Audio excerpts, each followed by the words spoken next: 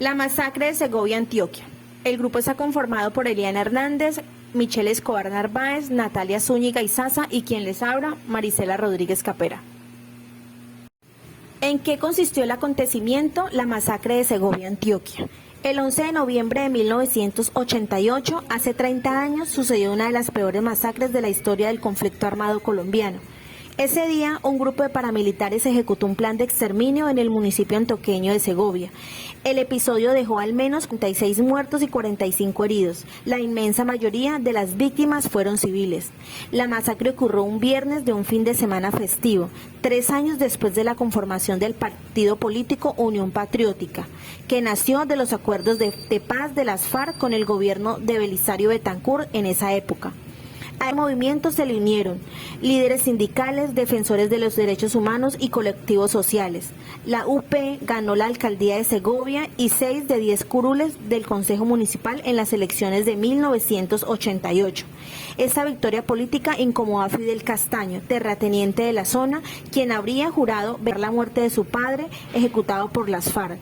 Castaño conformó un grupo de hombres armados y atacó a Segovia en uno de los primeros atentados paramilitares del país. Financiados por el narcotráfico, los paramilitares tuvieron acceso a armas, uniformes y entrenamiento militar. Llegaron al pueblo con lista y ejecutaron y asesinaron selectivos de personas desarmadas. El objetivo era eliminar a todos los simpatizantes de la Unión Patriótica. Además, de acuerdo con investigaciones judiciales, los agentes de las fuerzas públicas que custodiaban Segovia permitieron el ingreso de los paramilitares al municipio. Las siguientes son 5 razones por las que ni Antioquia ni Colombia en general pueden olvidar lo que sucedió aquel día. Como primer aspecto, se cometieron delitos de lesa humanidad. La forma de masacre de Segovia introdujo una nueva forma de atentado en conflicto, que es el asesinato a sangre fría, no en combate y tampoco en las profundidades de las selvas, sino en cascos urbanos, asesinatos selectivos, atentados grupales. En el caso de Segovia, los paramilitares llegaron al pueblo y asesinaron a individuos cuyos nombres estaban en una lista. Les dispararon sin posibilidad de tregua o diálogo. Entraron disparando a casas y establecimientos y también dispararon en la calle a personas que no tenían nada que ver con política. Dentro del segundo aspecto, se dio inicio al fenómeno del paramilitarismo. Los grupos paramilitares de ese entonces estaban en proceso de consolidación. Hasta finales de los 80 dependieron económicamente del cartel de Medellín, liderado por Pablo Escobar, pero pocos se independizaron de él. Grupos de combatientes comandos por los hermanos Vicente y Carlos Castaño comenzaron a tener un control territorial de grandes terrenos, se apoderaron de economías ilegales y comenzaron a hacerse cargo de la población. La masacre de Segovia tuvo intereses económicos, además de políticos. En aquel entonces Segovia era el municipio con más reservas de oro en todo el país. De allí en adelante el paramilitarismo se expandió en distintas zonas del país, se asentó en muchas regiones gracias al narcotráfico y con la ayuda política y militar del Estado. Cometieron muchos masacros en todos los pueblos del país, ostentaron poder en los territorios y llegaron al Congreso. Estos grupos paramilitares se desmovilizaron en el 2006 bajo el gobierno de Álvaro Uribe. Sin embargo, aún hoy existen algunos grupos reductos que se conocen como paramilitares. Como tercer aspecto, se abrió la investigación por parapolítica. Una investigación judicial por la masacre de Segovia destapó una realidad en 2010. Además de los responsables directos de la masacre, algunos políticos se beneficiaron de ella. La Corte Suprema de Justicia encontró que César Pérez, cabeza electoral del Partido Liberal en Segovia, ordenó el ataque contra la población por motivos políticos. La Unión Patriótica le había quitado al Partido Liberal la hegemonía electoral en Segovia.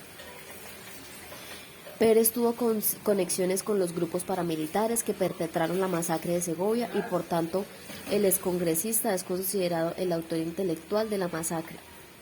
Ante la justicia, Pérez es el responsable de las muertes como los paramilitares que dispararon a la población. Esto fue uno de los muchos escándalos de parapolítica que Colombia vivió en la primera década de los 2000. Como cuarto aspecto, el Estado fue cómplice. No solo hubo políticos implicados en la masacre de Segovia, sino que según investigaciones de la época, el ejército permitió la masacre. Esto lo confesaron los paramilitares condenados por este hecho, como alias Vladimir, quien denunció que hubo complicidad con altos mandos militares y la empresa minera, Frontino Gold Mines. Un caso similar a este ocurrió con Chiquita Brands, la empresa bananera extranjera que le pagaba a los paramilitares por cada caja de banano que lograba exportar. Es decir, las fuerzas del Estado protegieron la entrada y la salida de los paramilitares a Segovia. El ejército difundió la versión de que el ELN fue el que hizo la masacre. Y como último aspecto, aún no hay verdad ni reparación. El caso de la masacre de Segovia es uno de los tantos que tendrán que pasar por la Jurisdicción Especial para la Paz. Aún se desconocen algunos de los autores materiales e intelectuales de los crímenes. Las víctimas de Segovia salen en estas fechas cada año a recordar lo sucedido, a lamentar los crímenes que se cometieron contra la población y que hasta el momento, como se mencionó, hay algunos condenados por los delitos, pero entre paramilitares y funcionarios del Estado. Las personas que se vieron afectadas hace 30 años todavía buscan que existen formas de reparación por parte de los responsables de la masacre. Como consecuencia del proceso de paz y del surgimiento Unión Patriota, no resultó extraño que la mayoría de sus habitantes apoyaran a la urna de los candidatos de este nuevo movimiento político. A partir de eso surgen varios rumores como que Castaño organizó el primer crimen contra el pueblo, ya que los consideraban de la izquierda por haberse unido al movimiento Unión Patriota. De igual manera, otros rumores donde se dice que la masacre fue efectuada por enfrentamientos de guerrillas, ELN y FARC.